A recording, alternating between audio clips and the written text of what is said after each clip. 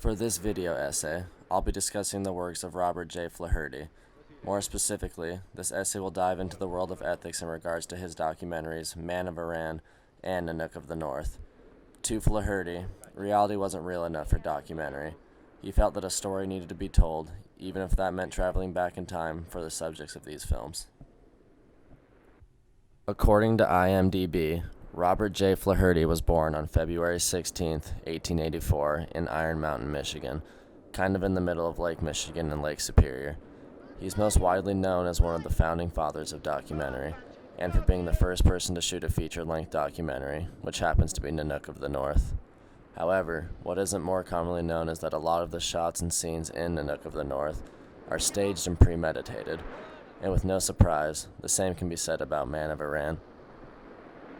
Flaherty had an obsession with telling stories of different groups of people who were in a constant struggle with the forces of nature. Except, sometimes these people weren't actually in a struggle. The Inuit people in Nanook of the North had grown accustomed to their way of life, and it was Flaherty who suggested they take a step back into their old traditions in order to get the footage he was seeking. Now, I'm not saying that their old traditions shouldn't be observed because it's what makes their culture, but what I'm asking is that an ethical way of gathering footage? To me, it almost seems like the earliest form of clickbait, advertising the old ways of life when those old ways are no longer being used, and having those old ways make the movie, if you will. For example, in Nanook of the North, Flaherty has a scene where the people are using a traditional harpoon to hunt a walrus. What the viewers didn't know at the time, however, is that these people had already been hunting walrus with rifles for quite some time.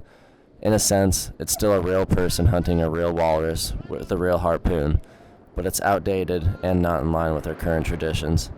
I could understand why Flaherty did what he did, but why not gather footage of their real lives?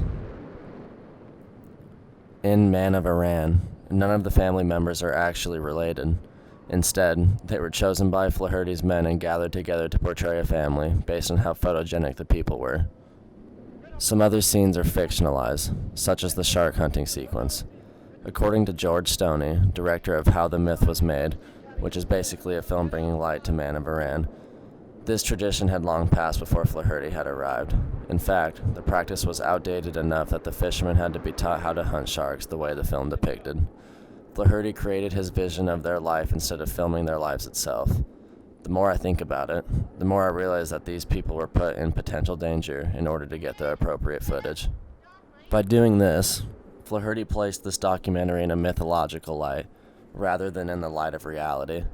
To me, the reality of these people's lives wouldn't have been boring, as we still would have been able to see how they operate on a daily basis, instead of being exposed to material that isn't even true anymore.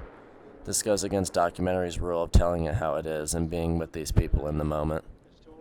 To end on a good note, what cannot be denied or fictionalized is the scenery and the beauty of the landscape, in both films really. Part of the reasoning for these documentaries was going to remote places to get a feel for what it's like to be there, especially to those watching on the big screen. Even though the films are fictionalized, the scenery and the old school techniques are fascinating to watch. I only wish real life would have been as interesting to Flaherty as it is to others, myself included.